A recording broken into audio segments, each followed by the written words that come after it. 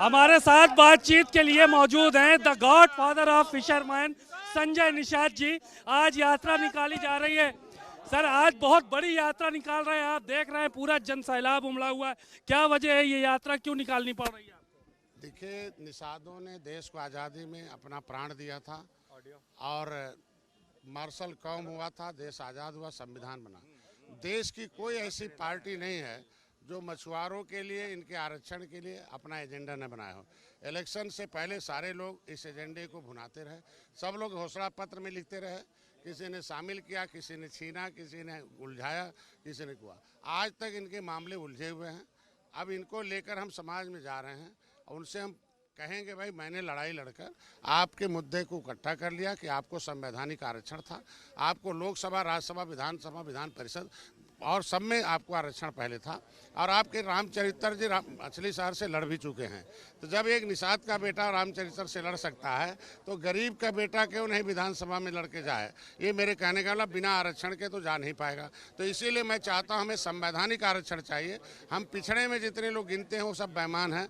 हम अनुसूचित में गिनते रहे 1931, 41, 1951, 61, 71, 81, 91 तक, लेकिन ओबीसी का वो ला के मंडल कमीशन को हमें उसमें बर्बाद किया गया। हम कहते हैं कि बिना संविधान में संशोधन, कौन सा आयोग का रिपोर्ट कहता है कि हम पिछड़े हो गए अनुसूचित से? अगर लेदरमैन को मिलता, फिशरमैन, वाशरमैन को मिलता है तो उसी में फिशरमैन के लिए भी हम गिनती हुई थी। अगर मैं 70 लाख था 1961 में, तो कौन से षड्यंत्रकारियों ने हमें 7000 गिनती कर दिया? तो समाज के बीच क्यों जा रहे हैं? सरकार का विधानसभा घेराव करिए, तब होगा मामला। विधानसभा में मैं उठा चुका हूँ, लोकसभा में भी उठ चुका है, और मोदी जी, अमित शाह जी ने उसे धैर्य रखने के लिए कहा। लेकिन कुछ ऐसे भारतीय जनता पार्टी में रहने वाले खुद नेता हैं जो कहते हैं कि डॉक्टर साहब आरक्षण के लिए काम नहीं करते हैं। तो अब समाज से पूछना, मैं पहुंचूंगा, बताऊंगा, किताब भी लिखा हूं मैं, अभी मैंने 100 पेज की, कि कितनी लड़ाई हमने लड़ी है।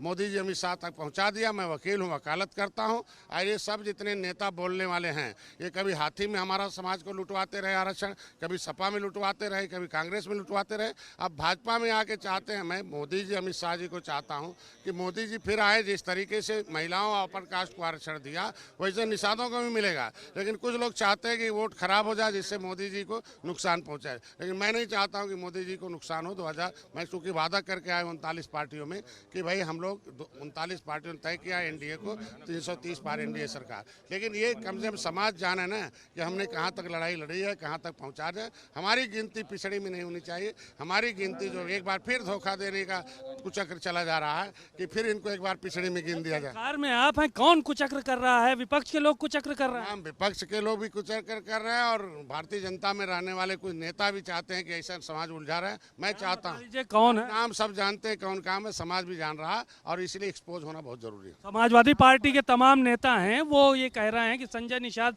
सिर्फ समाज के नाम पर लाइजनिंग कर रहे हैं, अपना भला कर रहे हैं। जो कहते हैं वो आखिर क्या करके दिखाया है? मैं 7 जून 2015 को रेल ट्रैक आंदोलन किया था, उसमें अपने हक का हिस्सा मांग रहा था, तो गोली चलवाने वाला ही दोषी है। हम कहले समय आने दीजिए। समाज तो इसीलिए जो जनता जज होती है, जो समाज के साथ धोखा दिया वो धोखा खा रहा है। हमको, मेरे समाज को अब हक चाहिए और हक के लिए लड़ाई। बातचीत के लिए शुक्रिया। संजय निषाद बहुत ही आक्रामक नजर आ रहे हैं और साफ तौर पर इन्होंने कहा है कि भारतीय जनता पार्टी के कुछ नेता समाज का हक अधिकार छीनने की बात कर रहे हैं, इसलिए उनको ये यात्रा निकालनी पड़ रही है और समाज के बीच में वो जाकर अपने हक अधिकार की बात करेंगे, अपने हुकूक हासिल करने की बात करेंगे और समाज को अनुसूचित जाति में शामिल किया जाए, उसके लिए यात्रा भी निकालेंगे और आवाज़ भी उठाएंगे। कैमरामैन श्रवण कुमार वर्मा के साथ सीमा नकवी, भारत समाचार, लखनऊ।